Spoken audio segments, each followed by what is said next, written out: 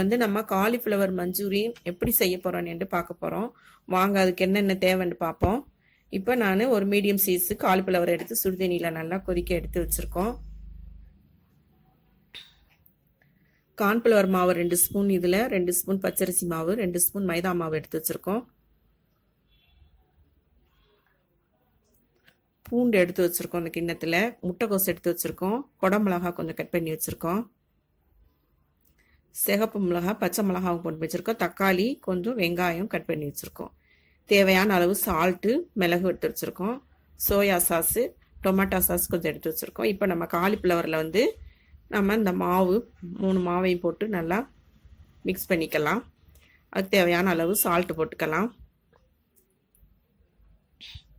Soya sauce 2 spoon ஊற்றிக்கலாம்.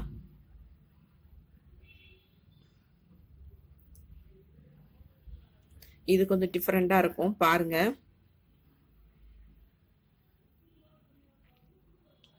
இப்போ tomato sauce ஊற்றிக்கலாம்.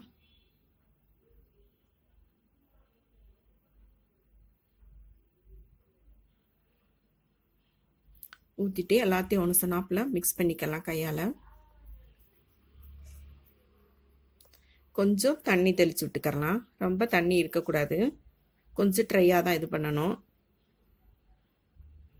இப்போ நமக்கு ஒரு 10 நிமிஷம் ஆகட்டும்.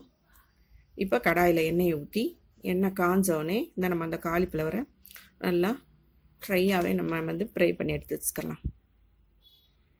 டீப்பாக ஃப்ரை பண்ணி வச்சுக்கலாம்.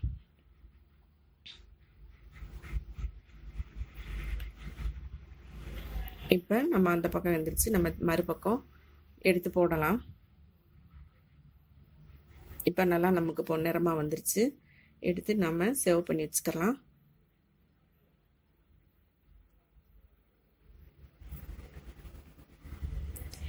எண்ணெய் வந்து நம்ம கம்மியாகவே ஊற்றிக்கலாம். ஏன்னா அடுத்து வந்து நமக்கு இந்த எண்ணெய் யூஸ் பண்ண போகிறதில்ல. யூஸ் பண்ணாலும் உடம்புக்கு கெடுதி, அதனால தான் நான் கொஞ்சம் கம்மியாக ஊற்றுறோம். இப்போ நம்ம எண்ணெய் ஊற்றி தாளிச்சுக்கிறலாம். இதெல்லாம் எல்லாத்தையும் வதக்கி எடுத்துக்கிறலாம். ஃபஸ்ட்டு பூண்டு போட்டுக்கிறலாம்.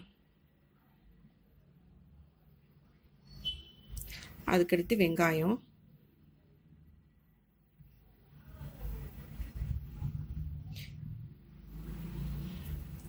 அதுக்கடுத்து கோஸ் போட்டுக்கலாம்.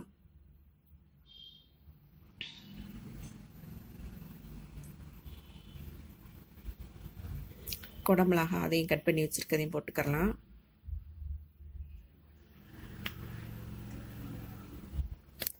நம்ம இந்த சிகப்பு மிளகாவும் அந்த நம்ம பச்சை மிளகா அதையும் 2ஐயும் போட்டுக்கலாம்.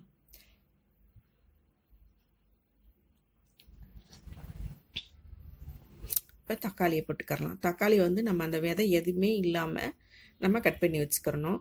இப்போ நம்ம கொஞ்சம் ஒரு அரை ஸ்பூன் சோயா சாஸ் ஊற்றிக்கலாம். இதை ரொம்ப வந்து நம்ம ட்ரையாக அது பண்ணக்கூடாது. இப்போ நம்ம டொமேட்டோ சாஸ் கொஞ்சம் ஊற்றிக்கலாம்.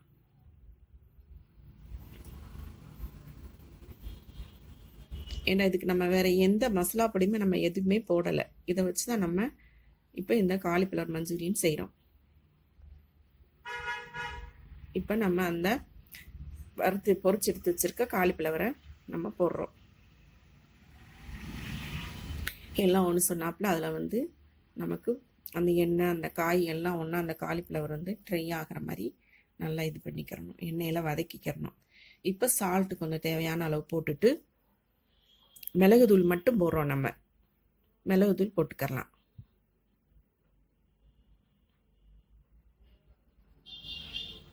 இப்போ மிளகுத்தூள் எல்லாம் ஒன்று சொன்னாப்பில் எல்லா அளவுக்கும் வர்ற மாதிரி நல்லா கிளறி விட்டுக்கலாம்.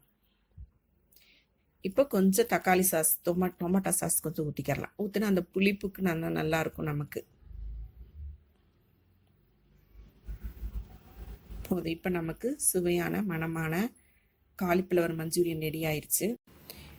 இப்போ இதை வந்து நம்ம எடுத்து இந்த கெச்சப்பில் தொட்டு சாப்பிட்டோம்னா ரொம்ப டேஸ்டியாக நல்லாயிருக்கும்.